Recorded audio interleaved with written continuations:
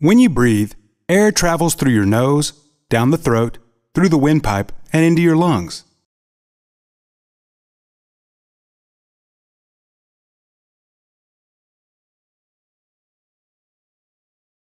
The narrowest part of that pathway is in the back of your throat.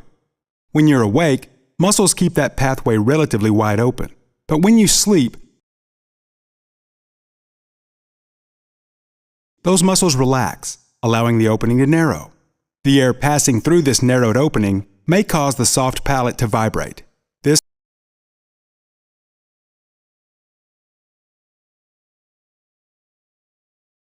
causes snoring. In some people, the throat closes so much that enough air can't get through to the lungs. When this happens, the brain sends an alarm to open the airway. Most often, this is associated with a brief arousal from sleep.